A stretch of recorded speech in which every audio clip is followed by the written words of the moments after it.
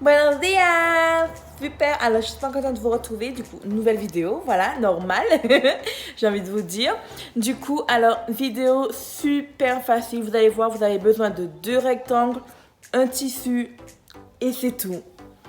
Vraiment super facile. Alors, c'est une jupe portefeuille à ma façon.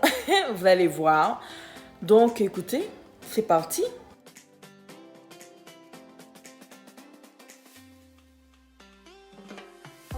C'est vraiment tout simple. Vous avez juste à mesurer vos hanches, donc ici. Si vous voulez que la jupe monte un petit peu plus, donc vous prenez là.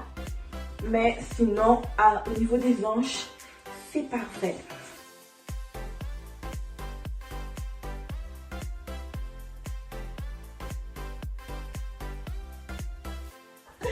Lol. Du coup, je vais utiliser ce tissu gris comme ceci. Alors, c'est un tissu gris polyester satin à peu près.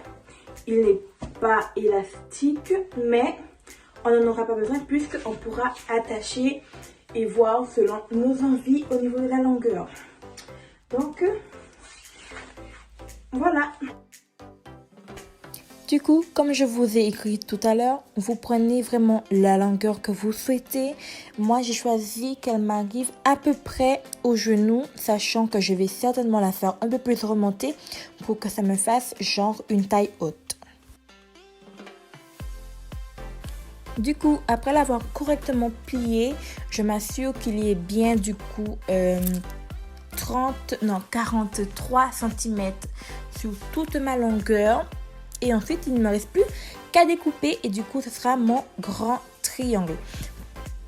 Pour la largeur, j'ai donc divisé ma taille par 4. Donc, ça me faisait 107 divisé par 4 qui me faisait 26,5 à peu près. Et j'ai rajouté à cela du coup 10 cm. Donc, ça me faisait 36 cm à peu près x 4. Je vous mettrai tous les longueurs, etc., les calculs dans la barre de description. Comme ça, vous saurez un petit peu plus comment adapter à votre taille. Du coup, maintenant, je passe du coup à ma ceinture. Je plie mon tissu en 4 afin que ce soit beaucoup plus facile. Et je vais faire des bandes du coup de 10 cm de longueur. Et en largeur, tout le tissu. Et je vais faire 2 bandes de rectangles car je veux vraiment que ce soit super long et que je puisse vraiment entourer au niveau de ma taille, faire plusieurs tours. Et ainsi aussi pouvoir faire des nœuds. Voilà.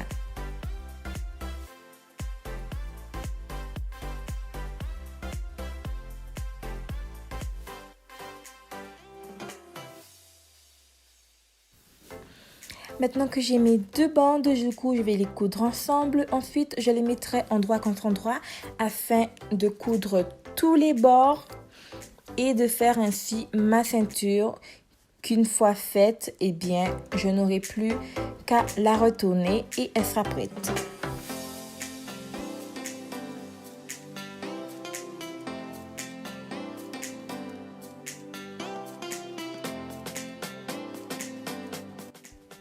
Voilà, ma ceinture est enfin prête. Il ne me reste plus maintenant qu'à s'y filer parce que le satin, c'est vraiment un tissu super délicat. Donc, vaut mieux prendre toutes les précautions. Une fois le filage fait, je n'aurai plus du coup qu'à la retourner et finir de fermer cette petite ouverture.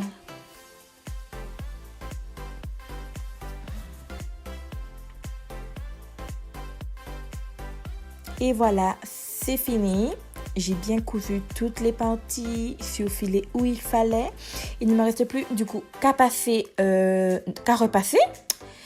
et à assembler mes 2 parties ensemble. Et j'ai fini. Donc, comme vous pouvez vraiment le voir, c'est extrêmement facile. Donc voilà les amis, c'est fini. Vous avez vu, franchement, ça va super vite. C'est faire juste 2 grosses bandes, 2 gros rectangles. Bien sûr, si vous voulez plus de largeur au niveau de l'attache et du nœud, ben voilà, faut prendre assembler 2 rectangles comme j'ai fait, tout simplement. Aucune difficulté pour celui-là. Et ça me fait une jolie jupe. Je ne pense pas que vous voyez, mais je vais refaire de toute façon bien. Ça me fait une jolie jupe. Portefeuille.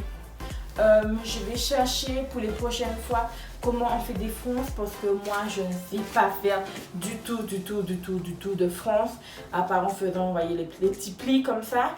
Je ne sais pas faire de fronce, donc je chercherai pour la prochaine fois comme ça. Ben, je pourrais me faire une jupe, portefeuille, mais avec une fronce. Voilà. Allez, je vous laisse avec les images vite fait de comment ça reste sur moi, etc. Et j'espère que cette vidéo vous a plu. Vous avez vu, c'est vraiment très facile. Je pense que vous pouvez même le faire sans... Ben oui, vous pouvez même le faire sans machine. C'est juste des rectangles. On se voit bientôt. N'hésitez pas à liker, à commenter et suivez-moi si vous voulez voir d'autres tutos. Allez, bye bye.